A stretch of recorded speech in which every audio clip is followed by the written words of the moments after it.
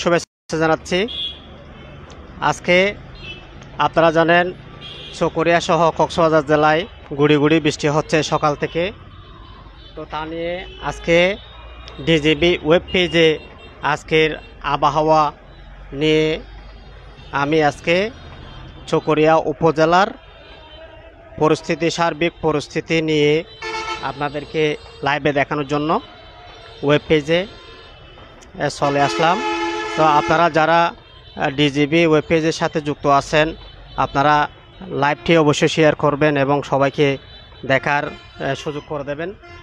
দেশের 4 অঞ্চলের উপর দিয়ে সন্ধ্যা 6টার মধ্যে সর্বোচ্চ 60 কিলোমিটার বেগে জোড়ো হওয়া বয়ে যেতে পারে।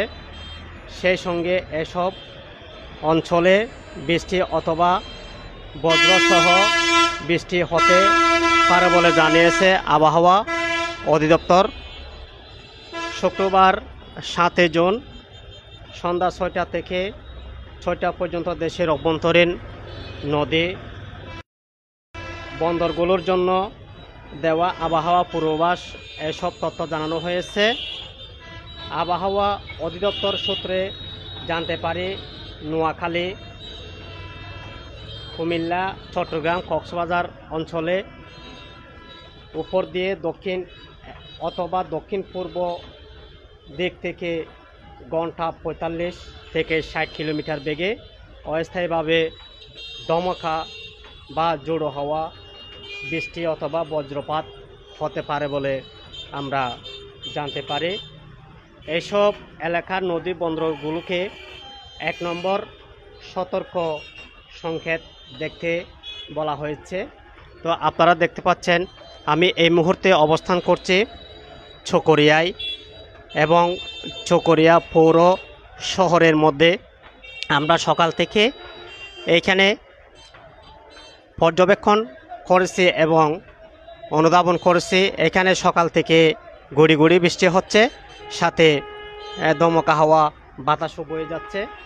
আবহাওয়া অফিস থেকে আরও জানা যায় রাজশাহী, খুলনা, বাগেরহাট, সাতক্ষীরা, যশোর, ঝালকাঠি, বরগুনা, পটুয়াখালী জেলার উপর দিয়ে মৃদু তাপ প্রবাহ বয়ে যাচ্ছে। শুক্রবার 7 জুন সন্ধ্যা পর্যন্ত এই পরিস্থিতি অব্যাহত থাকতে পারে বলে জানা যায়।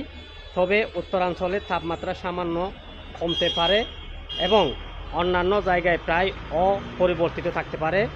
এ সময় অতিরিক্ত আর্দ্রতার কারণে অস্বস্তিও হতে পারে বলে আমরা আবহাওয়া অফিসের অধিদপ্তর থেকে জানতে পারি। এছাড়া সারা দেশে আজ রাত এবং শনিবার 8 জুন দিনের তাপমাত্রা প্রায় অপরিবর্তিত থাকতে পারে।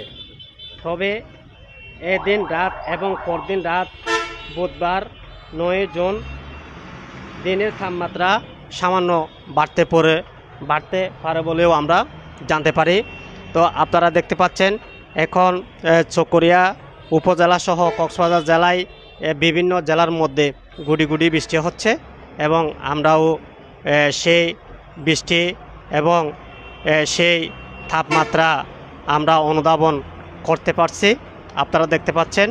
আপনারা যে যেখান থেকে লাইভটি দেখতেছেন অবশ্যই লাইভটি আপনারা শেয়ার করবেন এবং সবাইকে দেখার সুযোগ করে দেবেন।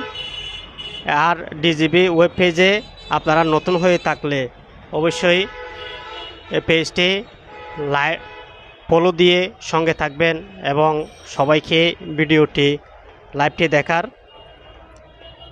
সুযোগ করে দেবেন। ধন্যবাদ সবাইকে।